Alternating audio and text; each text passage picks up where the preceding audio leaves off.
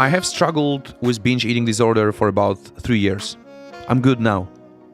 The key game changer was deeper acceptance and dropping the shallow term binge eating disorder. I stopped asking myself whether I'm mentally ill. I started asking myself, what's in my control? What's the best eating schedule that I believe I could follow?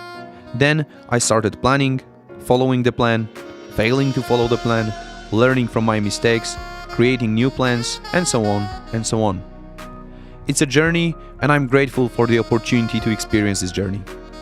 Since I was a kid, I liked eating large quantities of food. It was never a major problem for me, until I quit betting.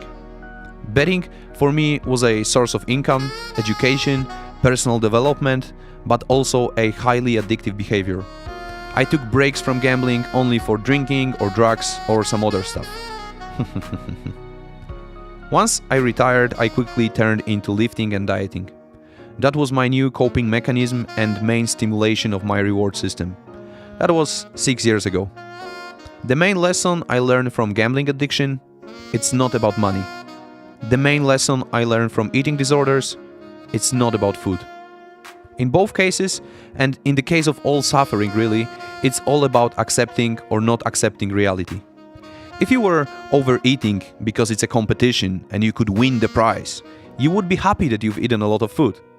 The reason you are suffering is that you are craving for not craving, and you are actually craving, so you are not accepting what is happening right now. The reason you are suffering is that you are wishing you have not eaten 5 chocolate bars, which you have eaten, so you are not accepting what has already happened. The reason you are suffering is that you are craving for not thinking your thoughts, which you are actually thinking, so you are not accepting what is happening in your reality right now. Once you accept it, the whole problem is gone. Once you cannot accept it, you can try observing the actual feeling of not accepting, being angry, frustrated, depressed, and then accepting this feeling. There are some food choices to be made. There are some negative thoughts to be observed. Sure, that's part of the journey. Things you cannot control are part of the journey. They are to be observed, and the whole focus should be on what is in my control.